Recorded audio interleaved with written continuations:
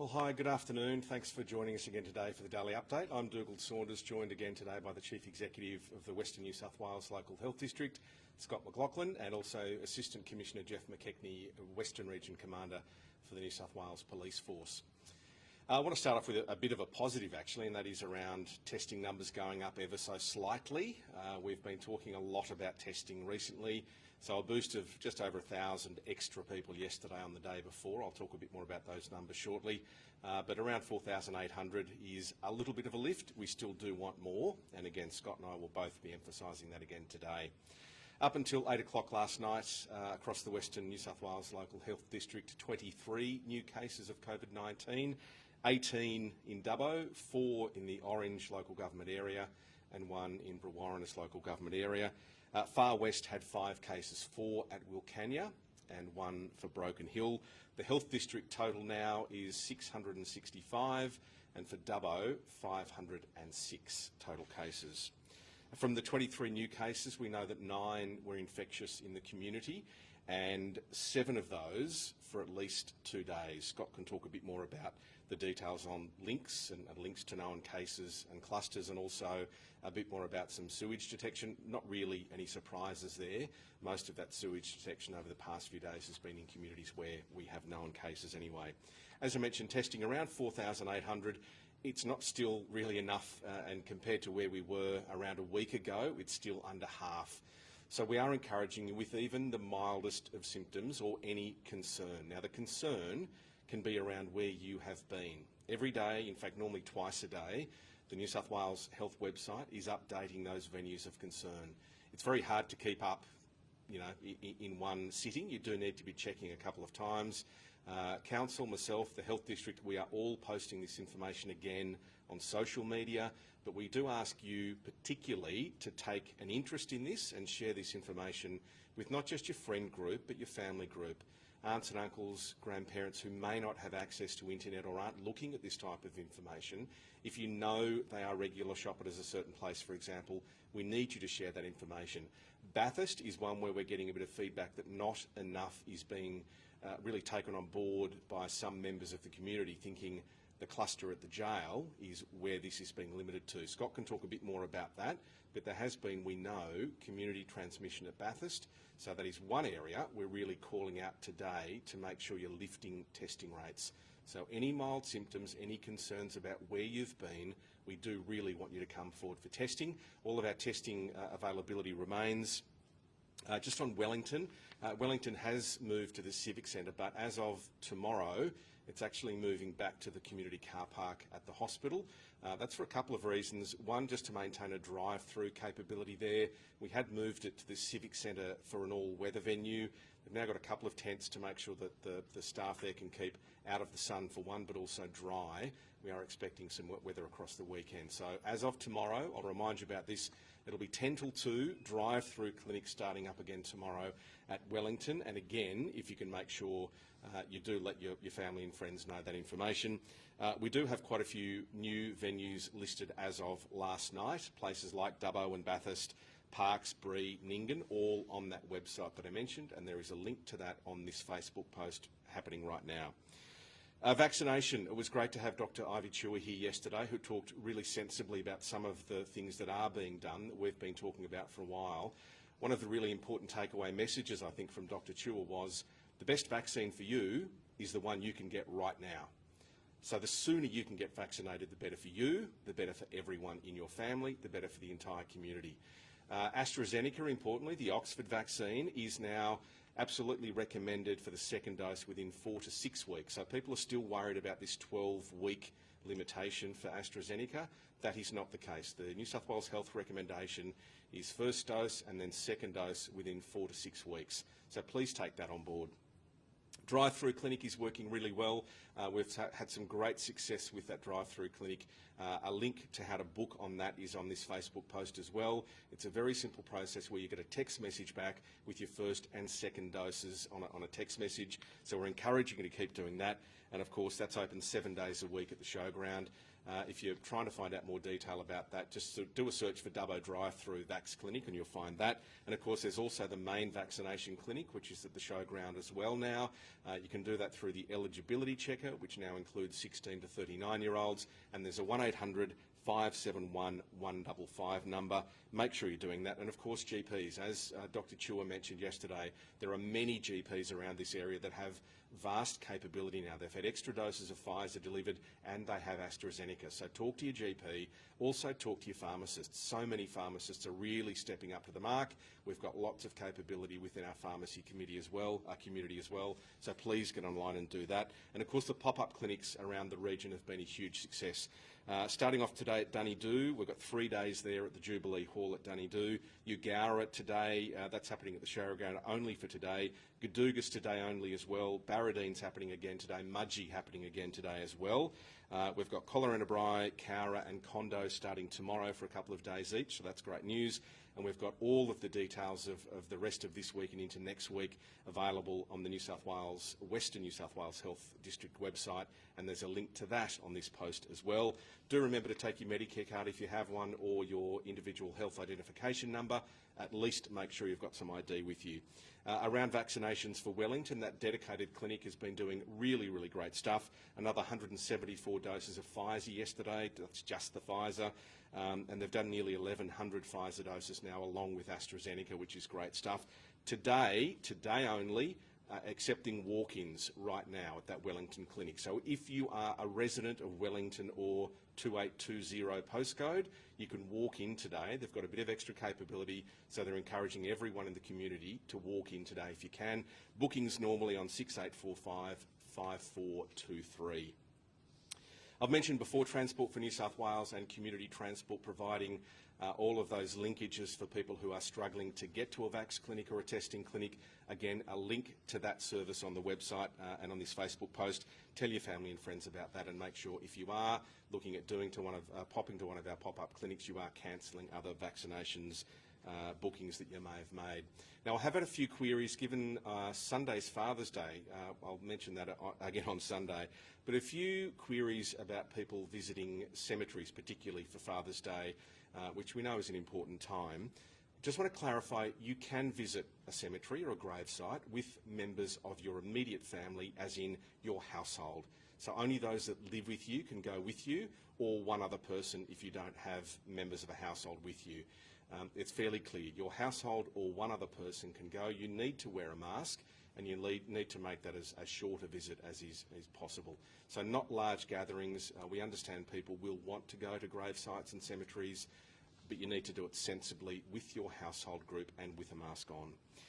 Again, lots of information in this post. I would ask you to look for some information. There is a lot there. There's lots of links to try and help you. Stay safe, and I'll ask Scott now to come forward with his health advice.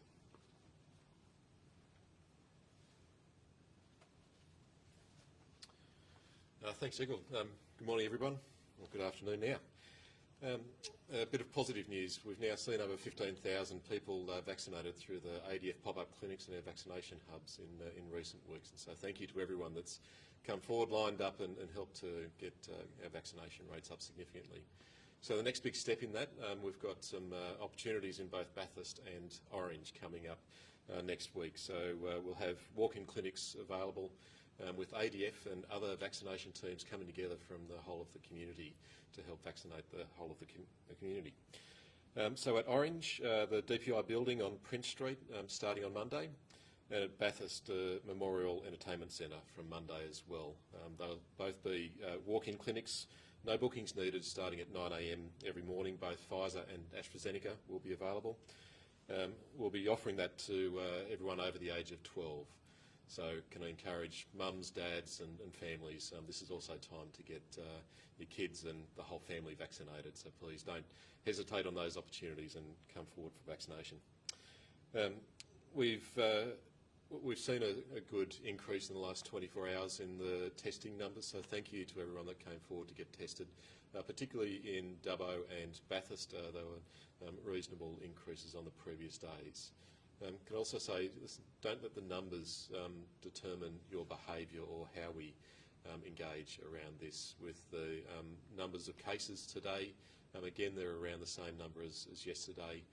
The testing numbers are still way too low for us, and so can I please encourage everyone, if you've got any symptoms, however mild, any concerns, please come forward and get tested, particularly in the three largest centres in Dubbo, Orange and Bathurst. They're real areas of concern and focus for us.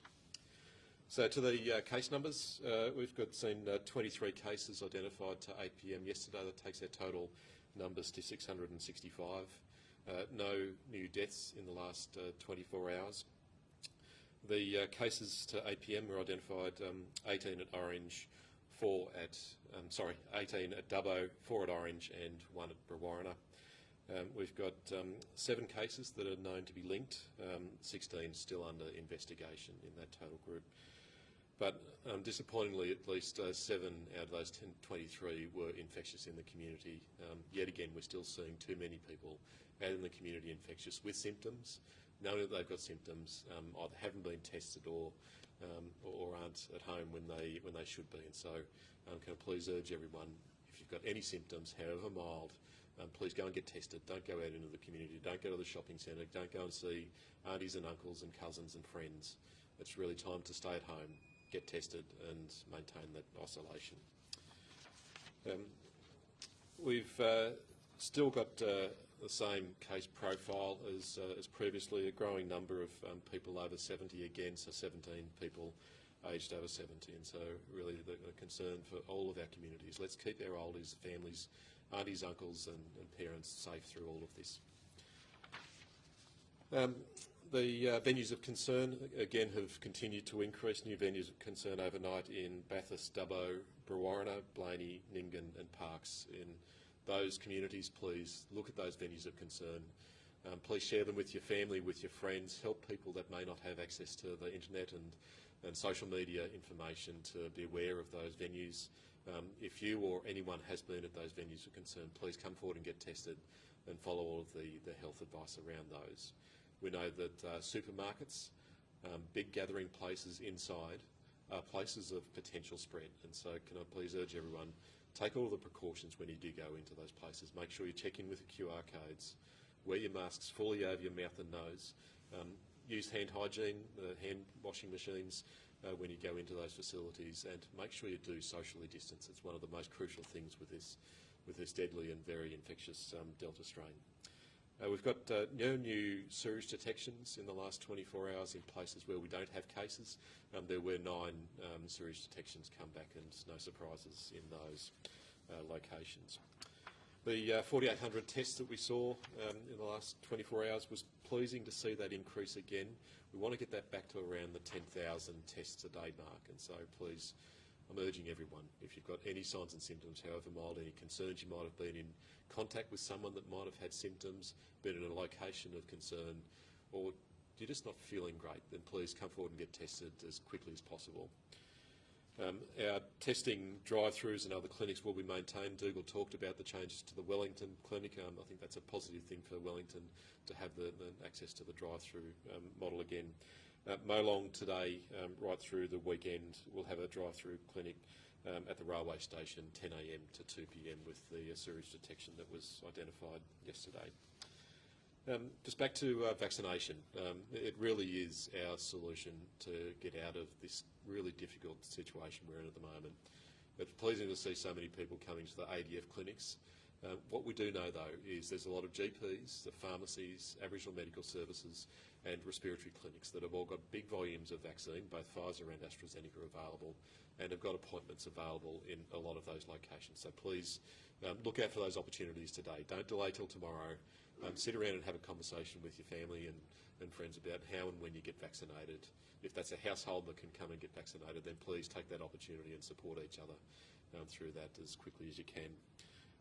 The ADF today is in Gadooga, Trundle, Yagara, Dunedoo and Mudgee, and a lot of those smaller communities that haven't had access particularly to Pfizer and vaccinations, and so please take those opportunities today.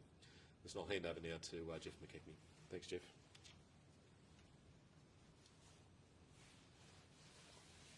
Thank you, Scott. Good afternoon, everyone.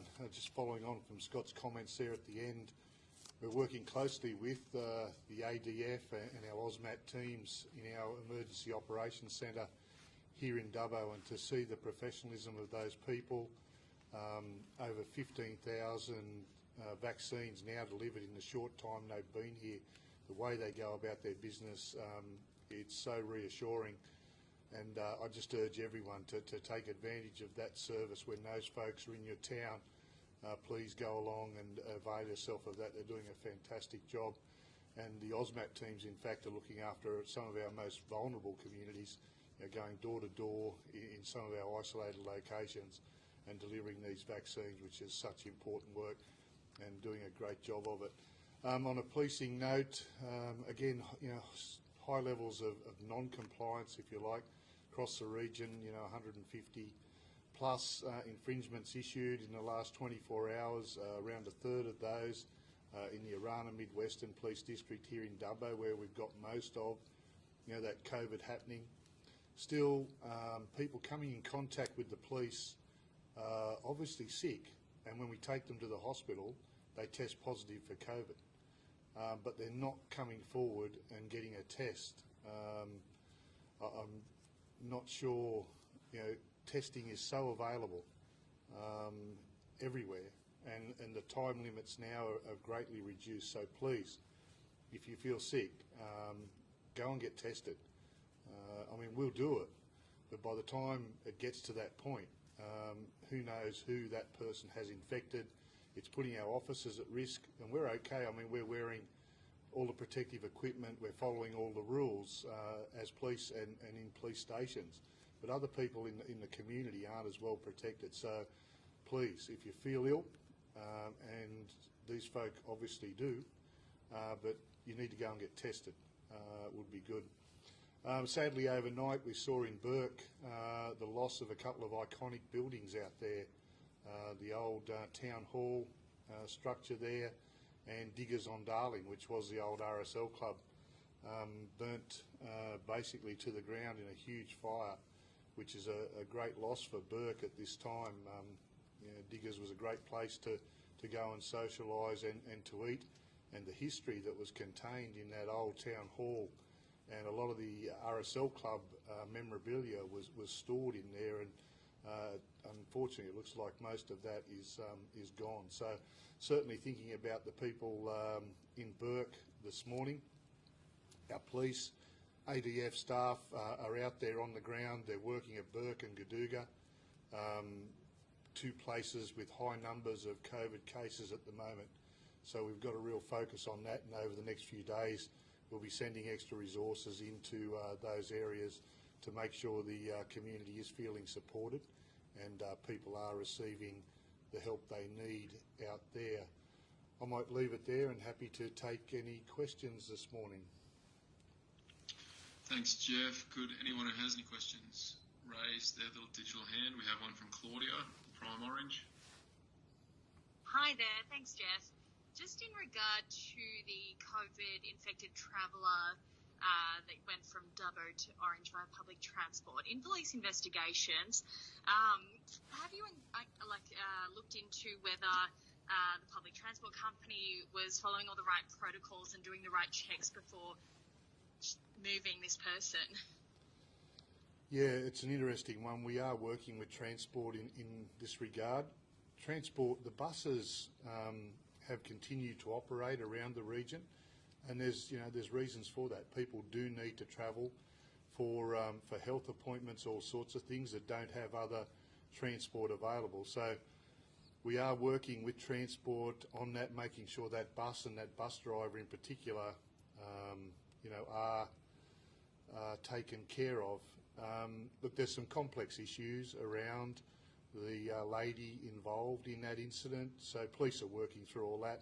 I understand she's currently still in hospital at Orange, and we'll sort through that as it goes. But the priority's been making sure that any contacts she made obviously have been taken care of through the health protocols. So we're doing that. But look, again, just bad decision making to jump on a bus like that and I guess head off for whatever the reasoning might have been.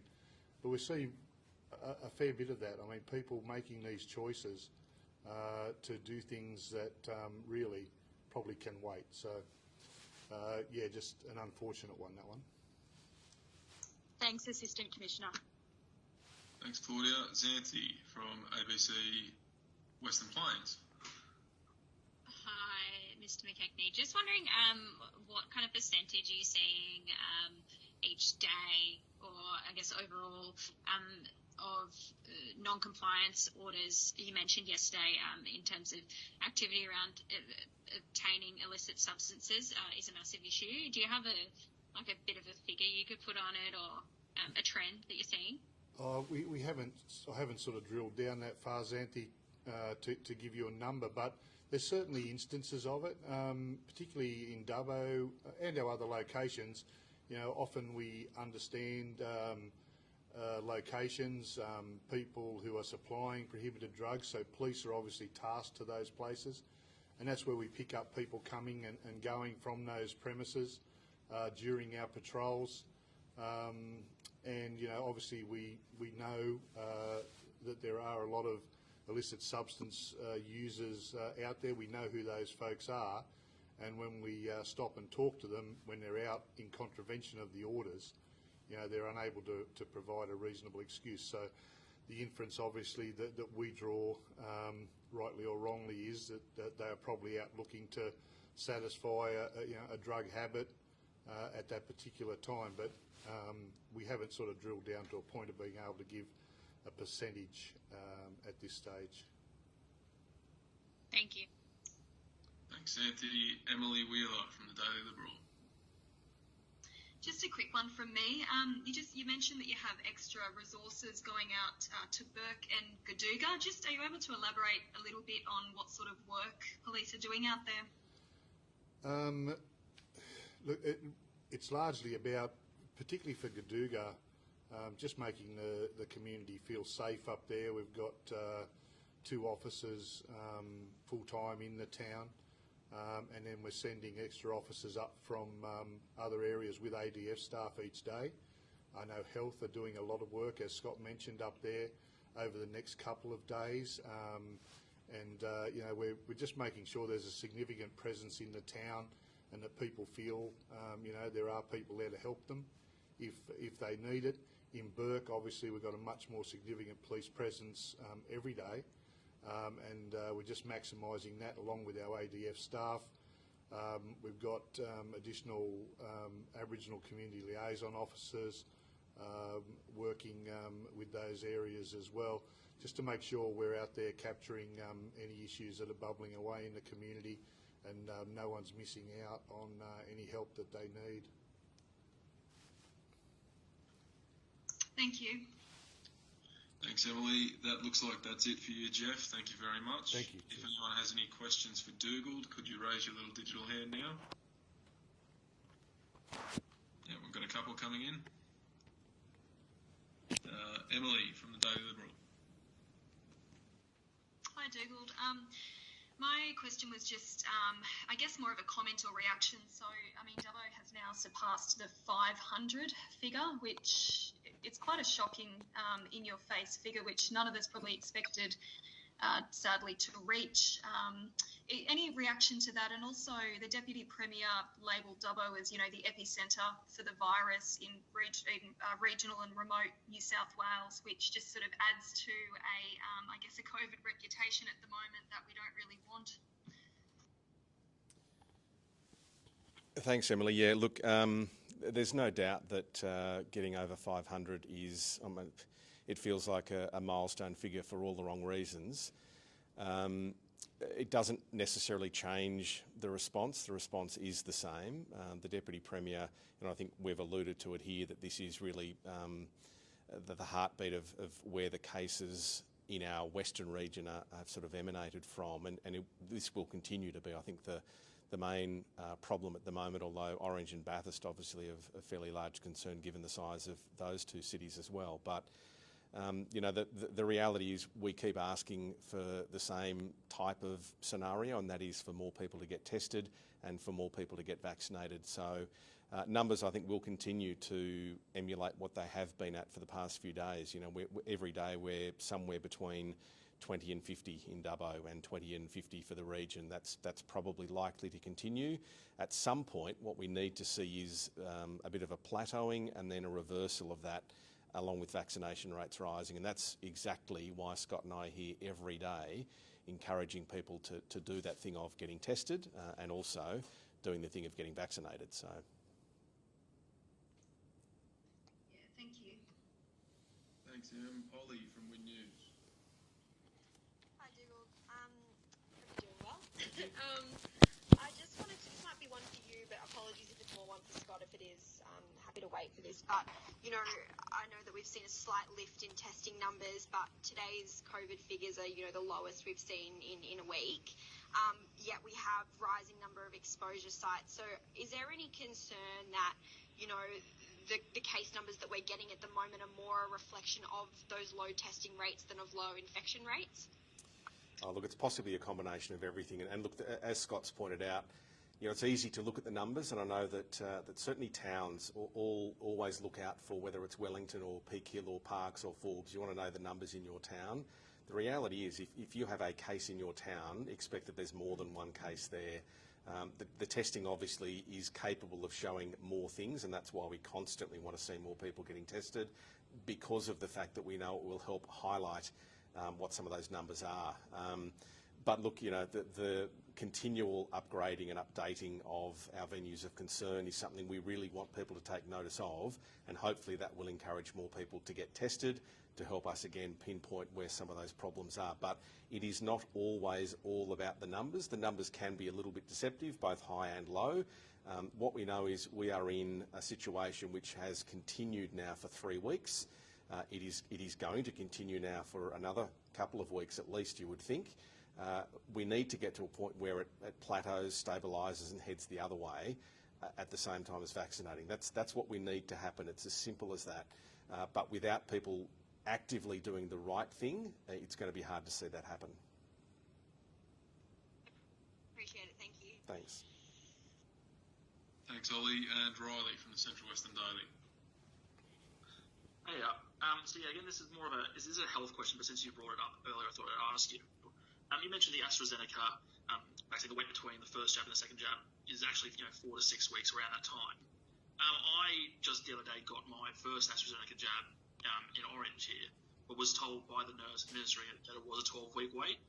I guess, is it an issue that there is that, mixed communication, between the health officials and yourselves? Yeah, possibly. Look, it's been very clear now for, I would say, a 2-week period probably, that the AstraZeneca, particularly for areas where there is concern, and our Western New South Wales Health District is definitely an area of concern. It's not referred to as a hotspot or similar to the hotspots in Sydney, but with rising cases, there has absolutely been a decree, and Scott can talk more to this, but all of our doctors should be aware that shortening time frame is important. We need people to know that 4 to 6 week period is what is now recommended. Dr. Chant has talked about it a couple of times, the Chief Medical Officer for New South Wales. So it's an important message to get through to people. I guess we're trying every day to make sure that is a message, and it's about making sure all the right people know. So we obviously need to try harder on that messaging and through the right channels, but we will certainly be doing that. Cheers for that. Thanks, Riley. Thanks, Dougal. I think that's everything for you. Appreciate that. We'll bring Scott forward and we'll go through one by one as usual. Starting with Emily from the Daily Liberal. Hi, Scott. My question today is about just in regards to health workers and the mandate for health workers to have their first dose by September 30, the double dose by the end of November, I believe. Start of September now, you've mentioned there's 8,000 workers across the district. Do you have any rates or stats on the number of those health workers who have received their vaccination, and are we on track to meet that deadline? There's a challenge for all health workers across Western New South Wales is to be vaccinated. In all of our healthcare settings, we want to make sure that our patients are safe and, importantly, our healthcare workers as well. We know that vaccination will protect people from getting seriously crook, but also catching COVID and spreading COVID to some degree. And so it's crucial in all of our healthcare settings that those are safe places. So for all of our healthcare workers, expectation is that they'll be vaccinated with the first dose by the end of September. Now, time's coming up, and we do have around 80% of our staff already with at least one dose of vaccination. So this is the last leg. We know that we've got a lot of vaccination opportunities across the region at the moment, both in our hospitals and health services in coming weeks, and particularly in Orange and Bathurst, and the big community hubs, the pop-up clinics. So I'd encourage everyone to come out to those clinics, but particularly healthcare workers. That's it from me. Thank you. Thanks, Em. Xanthi from ABC Western Plains. Hi, Mr. McLaughlin. Can you just, has an investigation been started, or will it start, to identify how this outbreak was able to occur in the first instance?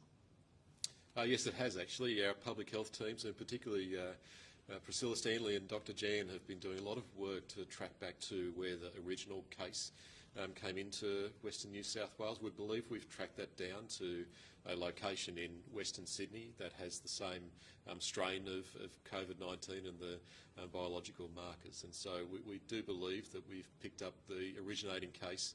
That was a couple that were in Western Sydney, came back into our region what was now over four and a half weeks ago. And so we're closer to that original train. But what we now know is there's so much broad spread of this Delta strain across all of our communities. With people infectious in all of our communities, it's not so much about where it came from, it's what's happening today. And what we know is today there was 9 people infectious in our communities in Dubbo, Orange and Brewarrina. Yesterday there was more people than that infectious in our communities, and the day before there was more people infectious in our communities than that. And so in any one of our communities there's a real risk that you could be standing beside someone with COVID, or you yourself could be the next spreader of COVID. So please don't focus so much on the originating case and where all this came from. It's nice to look in the rear vision mirror, but what we've got in front of us is a real challenge to stop the spread of COVID in Western New South Wales. And will you use the information you get out of this investigation into, I guess, how this couple was allowed to, travel out here from a hotspot zone, to provide information to the state government to stop the continuing spread or future outbreaks? Also, we're always learning. Our public health teams are amazing, and we've got some of the best public health physicians and contact tracers here in Dubbo at the moment. They've been sent up from the state, and they have a real input at the national level into how all of this has unfolded, what we can do differently. There's certainly a lot of learnings that we've had around how we do things differently in the future, potentially to slow the spread early on. What we've seen is a lot of our vulnerable parts of our community have been really challenged in living spaces, in homes, in how they interact in community. And so we've learned a lot in the last couple of weeks around how we can do things differently. It's certainly framing up how we help stop the spread in different communities right across Western New South Wales. In particular, a focus at the moment in Burke, Ngania, Gadooga and some of those communities to make sure we can protect and support some of the most vulnerable communities. Thank you, Mr. McLaughlin. Thanks, Anthony. Let's go to, is Claudia on the call? Claudia from Prime Orange. I am. Thanks, Matt. Hi, Scott. Would you be able to talk us through the 4 cases in Orange and give as much information you can in regards to, I guess, links, sources or exposure sites? Yeah, sure. So out of the 4 cases in Orange, identified in Orange, we know that one of those cases is not in Orange at the moment. We believe they're in Sydney. But nonetheless, there were still 3 of those cases that have been infectious in the community. And so today we know that yesterday, the day before and the day before that, 3 of these cases were infectious in our community. Now there's updated locations or venues of concern. Please can I encourage everyone to look at that list. Make sure you know if you've been in one of those venues, immediately get tested and follow the advice. But also don't assume that if that's the only point of reference, that if you've been out in the community, you've got any concerns, however mild, any symptoms, please don't hesitate to come and get tested. The drive-through clinics are available at both the Showground and Wade Park. Very quick to get through and very quick turnaround times for the vast majority of tests. Thank you. And sorry, just off the back of that, is it only people that are symptomatic that should be getting tested, or should everyone be if they're concerned? Well, so I think we can take it very practically. Is, if you've got any symptoms of a sniffly nose, a scratchy throat, your stomach's feeling a bit unset, you might have a bit of a fever. Those are the really core things to look out for. But if you're just feeling a bit off, or if you're concerned that you might have been in contact with someone in a line that was sniffling in front of you, that you might have been in one of the locations of concern, then those are the things, absolutely, don't hesitate to come and get tested. Please, can I really ask everyone, if you've got any of those symptoms, don't leave your house unless you're going to get tested. It's the people infectious in our community that have got symptoms that should have been tested and should have been in isolation that we're really concerned about every day. And so, that these particularly 3 people in Orange, but 9 people across Dubbo, Orange and Brewarrina that really concern us every day. We know they've left their house probably not knowing that they've got COVID, but knowing that they've got some symptoms or not feeling all that great, and haven't gone and got tested as early as they should have. So can I please urge everyone, that's the most important thing at the region at the moment. Thank you. Thanks, Claudia. Ollie from Win News.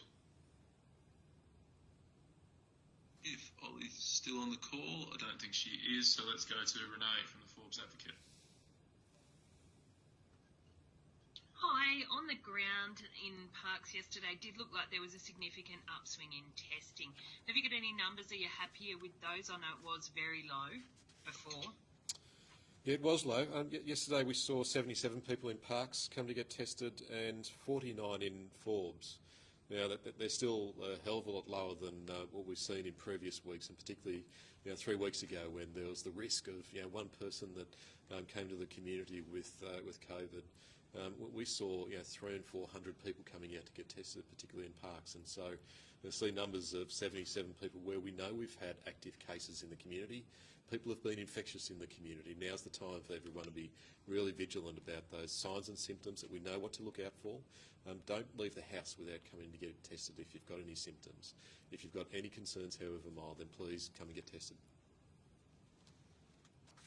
Absolutely, thanks. And just, I think yesterday you referenced investigations into a couple of cases potentially connected to Peak Hill. There was nothing this morning. Have they been potentially cleared as not in the area, or did you have any clarification on that? We have confirmed that those cases definitely aren't in Peak Hill at the moment. We know that they've had connections through to Dubbo, but they're definitely not in Peak Hill at the moment. Thanks for that. Thank you. Thanks, Renee. Bradley from the Western Advocate. Hey, Scott, I just wanted to ask about our testing rates in Bathurst. So do you have any figures on the testing rates? Vaccination rates in Bathurst. Do you have any figures on that, and are they tracking along good, or could they be better? Bradley, we've seen an amazing response in Bathurst, Orange and across the whole of our region from our GPs, pharmacists, Aboriginal medical services and the respiratory clinics. We know that in the last 2 or 3 weeks there's been significant lifts in vaccination rates, particularly for people getting their first dose. And so can I say thank you to everyone in the last couple of weeks that have come forward to get vaccinated. In the next week we're going to have a super opportunity in both Bathurst and Orange, with the ADF coming to town, with their other vaccination teams and other organisations and clinicians coming together to provide a super vaccination hub in both locations. So can I please ask everyone, look out for those opportunities. It's a walk-in clinic. It's available for everyone over the age of 12. It'll have both Pfizer and AstraZeneca in those locations. And so please urge everyone to come forward for vaccination in the next week. All right, thank you. Thanks, Brad. Talia from the Nyngan Weekly. Hi, thanks for having us again. We understand that the case that was reported in Nyngan over the weekend was a Burke local and they are no longer in town. But Health is still listing Boganshire as having one active case. Do you know if this is the same case and that's just not been updated yet, or is there another case in the area? So I do believe that that person has left Nyngan. So we will move to try and update that on the website. But what we do know, though, is that they were infectious in the community. And so can I urge everyone, don't look at the number of whether they're in the community now. We know that there was someone infectious in Nyngan in the last week to 10 days. And so please, can I urge everyone, if you've got any signs and symptoms, however mild, any concerns, don't hesitate to come forward and get tested. In both Nyngan and surrounding communities, we know that there's a big movement of people from the farming community in and out of Nyngan and other industries. There's a mine close to town, and so can I please urge everyone, any signs and symptoms, come and get tested. Thank you. And just on that, harvest is obviously fast approaching. Is there any concerns with workers coming into the regions for harvest? Well, I think one of the critical things is that people coming in and out of all of our communities and all of our towns have to take the same precautions as we all take. We know that we've got COVID circulating around the vast majority of our communities already. And so I just urge everyone, don't think about the people coming in and out as the risk. It's the person next to you in the supermarket, in the service station, in your own home, or over your neighbour's fence. And so we know that people are moving around our region for business, for agriculture, for other things on a regular basis. That's essential to keep all of our shelves stocked and fuel in the bowsers and food on the table, and particularly for harvest time. So please don't focus on that too much. Think about what we can do every day to stop leaving your home if you don't need to. If you do leave your home, make sure you haven't got symptoms, and if you do have symptoms, go and get tested. Thank you so much. Thanks, Talia. Riley from the Central Western Daily. Hey, so sort of just touching on the orange cases, the 3 cases, I guess now. Do we know if they were connected at all to this person who travelled from Dubbo to Orange on the bus, or do we know kind of where those links came from yet? We're still investigating some of these, Riley. We'll know more in coming days. We definitely don't believe it was connected to the person that travelled to Orange. It was too soon. We know that 3 out of these 4 cases were infectious in the community, so they normally would have caught the virus in 4, 5 and 6 days ago to be infectious in the community for more than 48 hours. So regardless of these people travelling around that might come into a community, just assume that in every town we've got people infectious in the community, and everyone needs to take the same precautions. No worries. And the other question, I know you've touched on it before about New South Wales Health doesn't list every venue of concern on the website if people have been contacted already. But on Tuesday night, so the NAB in Orange was listed on the website as a venue of concern, but then by the next morning, and I'm pretty sure it's still now, it's been taken down. Is there a reason for this? Because I know NAB also posted on their Facebook page that they were a venue. I think it was for August 16, so a couple of weeks ago now. Well, we post venues of concern where we know we haven't been able to get in touch with everyone that's been in the venue. We normally do that via text message and follow-up phone call if needed, where we know everyone's been checking in with QR codes. We've got typically some CCTV footage or other things that help us assess the level of risk for facilities. In Orange and with NAB, I can only assume that we were able to find those extra people and make contact with them. That meant that it wasn't necessary to notify the public, or something's changed in the contact tracing that helped us to get in front of that. Okay, right. Yeah, just because obviously on the Facebook post that went along with the news or New South Wales Health, it did list Orange as a new venue of concern. Obviously, people are looking at that and they won't see anything. Is there any kind of worry that might cause a bit of confusion, I guess? Oh, so those things that always evolve as we do contact tracing, multiple interviews with people. Sometimes that extends over multiple days. We'll try and provide the most accurate information we can for the community at the time, and sometimes those things do change. All right, cheers for that.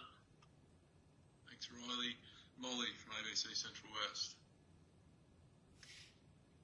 Hi, I was wondering, how concerned is the local health district about undetected spread? You mentioned, obviously we know testing numbers aren't high enough, and you say, as you just mentioned, the cases in Orange aren't believed to be linked to that person who travelled on the bus. So is there much undetected spread happening that you are concerned about, I guess?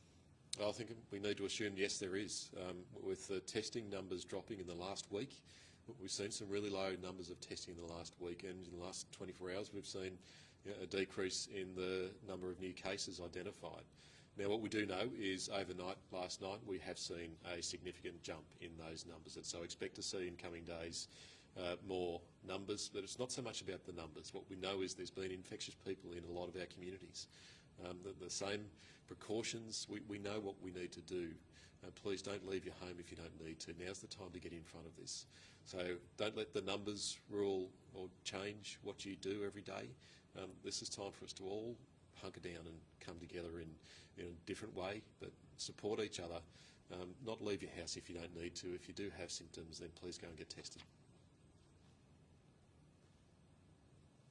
And in regards to the Bathurst jail, is there any update on that cluster, how it got to the jail, and if there's been any exposure or any inmates tested positive?